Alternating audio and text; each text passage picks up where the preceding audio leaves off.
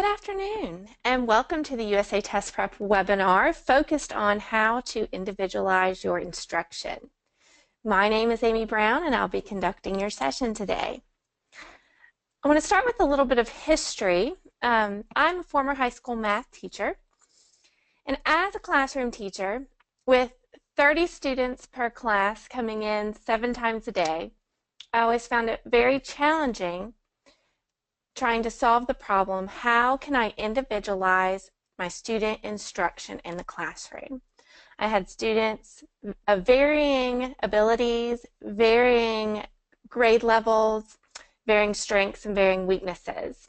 And it was always a challenge with a room full of 30 kids to try to pinpoint those weaknesses and then provide instruction to those students to help them in those areas of weakness. So today I'm hoping that I'll be able to help a little bit with you solving that problem in your own classrooms. Now, before we get started, just to get a little bit of information from the audience, I do want to start with a quick poll. I'm going to be asking you in this poll about the grade level of students you work with, and that will help me to target my presentation today and hopefully make it as relevant as possible. So let me launch that poll now. And I'm going to give you just a few seconds. If you would, on your screen, go ahead and answer the questions on this poll.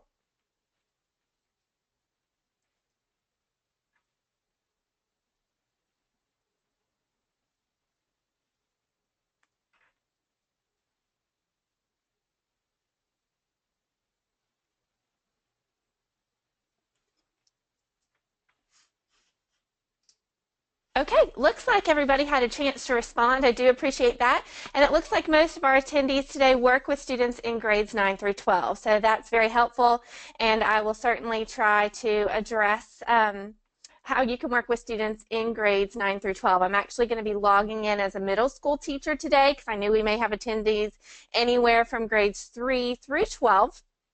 But everything I show you at the middle school level, these resources are also available to you at the high school level. In fact, some of the content areas that I may show today may be content areas for subject areas and content areas that are taught both at the middle school and the high school level. Let me go ahead and log in now for a sample account, and I'm logging in as a Florida middle school teacher. Now, most of you that are joining us today have used USATestprep in some capacity, either as a trial member, as a former subscriber, and we may even have some active subscribers that are joining us today. So some of these features that I'm going to show you may be some that you're familiar with. They may be some new features that you haven't seen before. I do want to tell you, if you are interested in looking at any of these features in greater detail, certainly please contact me at the conclusion of the webinar. If you would like to take a second look and your trial is no longer active, I'll be happy to reactivate trials for any of you that are in attendance today that may be interested. And what I'm going to do is I'm going to go ahead and type my email address into the chat window now. It's just amy@usatestprep.com, so that you have that information if you need to contact me afterwards. So again, back to the topic that we're discussing today. How can you individualize your instruction, and how can USATestprep help you to accomplish that task? We have several resources available that will help with that. The first one I want to talk about today is our benchmark test generator. For those of you that have used it before, you know when you create an assessment, you can select specific standards that you want included on your assessment. And there's some nice reporting that goes along with it. So I want to show you that now, our benchmark test generator. I'm just going to quickly show you what that looks like. I'm going to click on the Benchmarks tab. And I'm going to go to the link that says Create New Benchmark. Now, today's webinar is not focused specifically on all the great features of the benchmark system, and there are a lot of great features. So I'm just going to quickly create one. And let me choose a subject area that applies both to middle and high school teachers. I'm going to create a sample algebra test.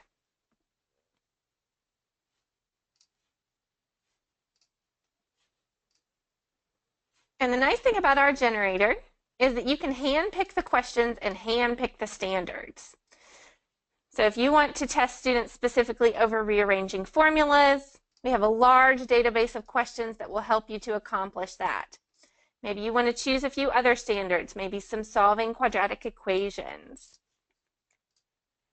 Maybe you want to go into another domain, such as functions and modeling, and choose some questions there. So when you're building your benchmark assessment, you can customize it to include the specific standards that you want to address, and those specific standards that maybe you want to find out, okay, are my students doing well, or are they struggling with this particular standard? So pay close attention to that when you're building your benchmark assessments. Make sure you hit on all of those standards that you would like to assess. Now, I'll just briefly mention you're not limited to just multiple choice items within the benchmark generator. We also have performance tasks, which are technology enhanced drag and drop items, and the ability to add free response. But for the purposes of today, I'm just going to quickly skip to the preview screen and show you what that looks like. I've now created a 14-item test addressing various standards, and I'm going to go ahead and save that assessment. So quick and easy to create that assessment for your students. Once you've given the assessment to your student, you can then go in and view some great data reporting that's really going to help you to accomplish this goal of individualizing your instruction. So let's talk about that now. I'm going to go back to the Benchmarks tab, and I'm going to look at the results for an assessment that I've already given. So let's take a look at this 6th grade world history assessment, since world history is one of those subjects that could be taught at the middle or high school level. And I'm going to click on the results button.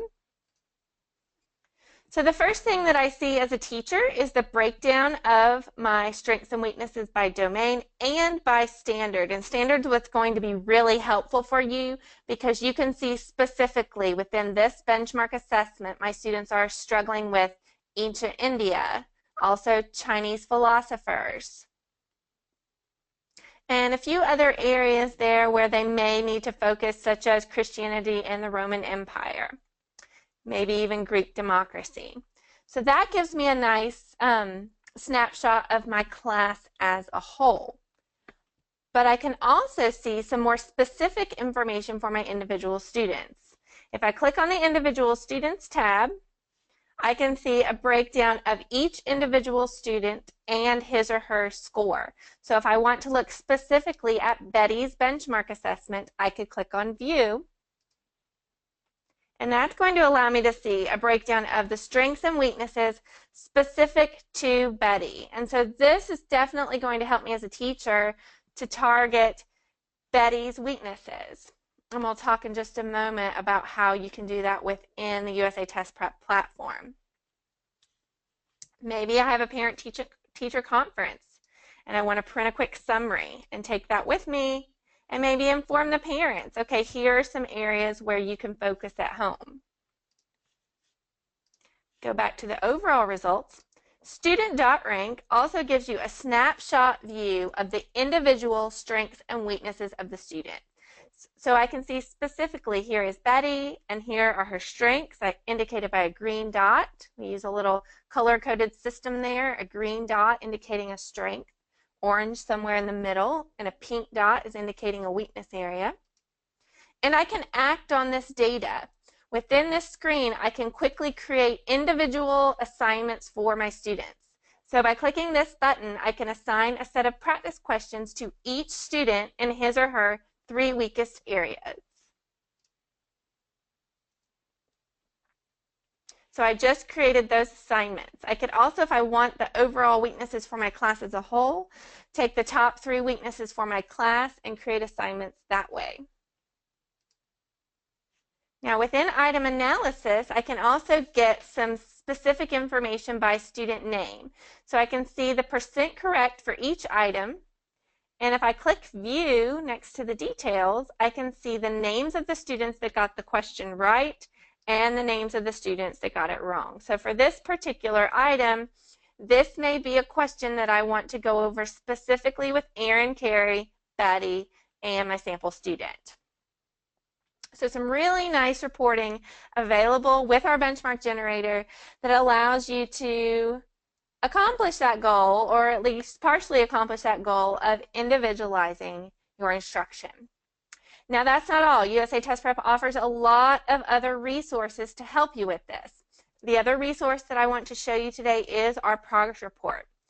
Now, since most of you today, based on the poll we did at the very beginning, most of you are high school teachers, you're probably going to have multiple classes set up. And for each of your classes, you're going to have this icon called a progress report. If I go to my progress report for my 6th grade world history class,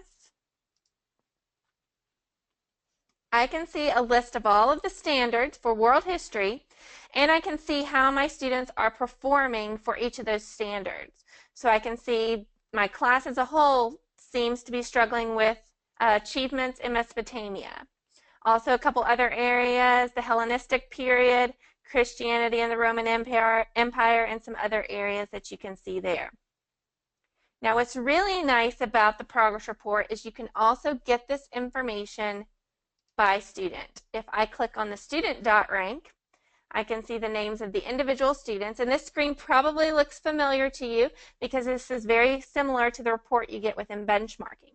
But this is my data so far for the year. So this is all based on, if I click on this gear icon, all the data that I have in the system since August 1. So it's not for one particular assessment. It encompasses everything I have for benchmarks, test questions, and retest scores. I can even have it include practice questions if I want to. Now, how can you act on this? We have a great feature, and it's the fact that these dots are all clickable. So, for example, if I see that Aaron has a weakness area over ancient Egypt key figures, I can click on that pink dot. It sends me straight into our assignment system to create an assignment just for Aaron. So it's not for the class as a whole. I'm individualizing this and creating the assignment just for Aaron. Quick and easy to do this. Ancient Egypt key figures is already selected for me. All I need to do is set a start date. That's the date it's visible for him, and the date that I want it completed. Let's say I want it completed by September 2nd, and save it. So I just created a custom assignment for Aaron over his particular weakness area.